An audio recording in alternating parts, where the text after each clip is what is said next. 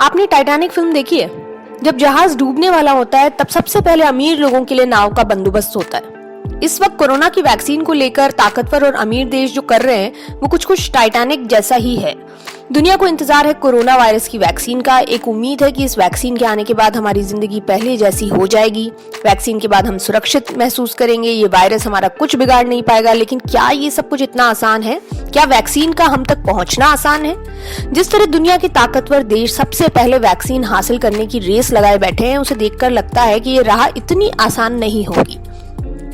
America, जिसने 6 दवाई कंपनियों से करोड़ों डॉलर का एग्रीमेंट किया है, जिसके तहत वैक्सीन के 80 करोड़ डोज सिर्फ अमेरिका को दिए जाएंगे, जिसका मतलब है वैक्सीन डेवलप होने के बाद सबसे पहले एग्रीमेंट के मुताबिक अमेरिका को डोज मिलेंगे और फिर जो बचता है वो बाकी के देशों के पास पहुंचेगा। इस तरह के अलग अलग एग्रीमेंट्स मेक्सिको और यूरोपियन यूनियन के कई देशों ने दवा कंपनियों के साथ किए हैं। ताकतवर देशों की इस तरह की कोशिश को वैक्सीन नेशनलिज्म नाम दिया जा रहा है, यानी वैक्सीन राष्ट्रवाद, जिसके जरिए ताकतवर देश अपनी आबादी के लिए वैक्सीन जुटाने की रेस में लगे हैं। और इससे हो ये रहा है कि जो देश गरीब हैं उनके पास ये वैक्सीन लेट पहुंचेगी या शायद पहुंचे ही नहीं।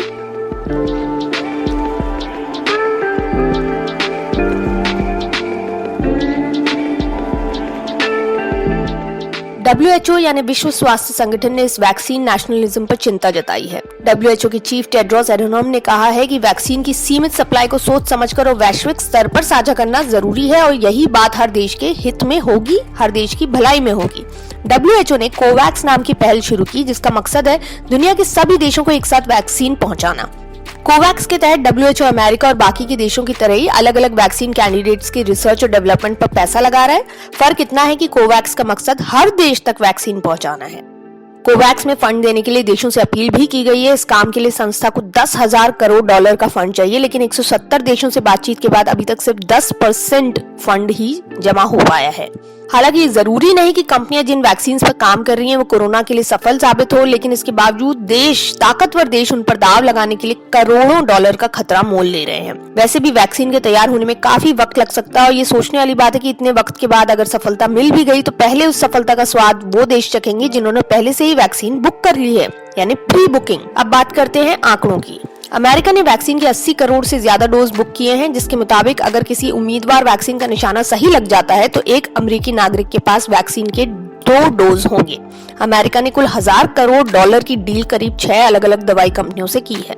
उधर यूके ने 30 करोड़ से ज्यादा वैक्सीन के डोज पहले ही बुक कर लिए, यानी एक नागरिक के पास 5 से ज्यादा डोज होंगे। इसके लिए इस देश ने अभी से 6 कंपनियों से हाथ मिला लिया है। भारत ने किसी तरह की प्री बुकिंग नहीं की है, लेकिन भारतीय कंपनियों ने वैक्सीन डेवलप करने वालों से लाइसेंस ले लिया है ताकि भारतीय कंपनियां अपनी खुद की वैक्सीन डेवलप कर सकें। भारत के स्वास्थ्य मंत्री डॉक्टर हर्षवर्धन ने हाल ही में बताया कि जुलाई 2021 तक कोरोना की वैक्सीन के आने की संभावना है और सरकार 50 करोड़ डोज को 20 से 25 करोड़ लोगों तक पहुंचाने की कोशिश करेगी। Our rough estimate and target would be to receive and utilize 400 to 500 million doses covering approximately 20 to 25 crore people by July 2021. All this is still under various stages of finalization.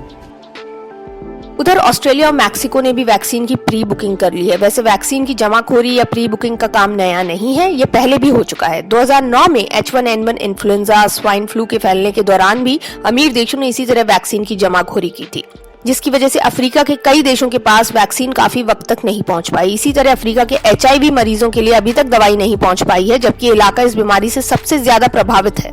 हालांकि ये जानना दिलचस्प है कि वैक्सीन जमा करके भी अमीर देश इस वायरस से बच नहीं सकते, क्योंकि जब तक कोई भी जानलेवा वायरस पूरी तरह दुनिया से नहीं मिट जाता तब तक उससे किसी के भी प्रभावित होने का खतरा बना रहता है। क्योंकि जहाज या नाव जब किसी चट्टान से टकराते हैं तो बचने की संभावना और डूबने का खतरा सबका बराबर का ही रहता है।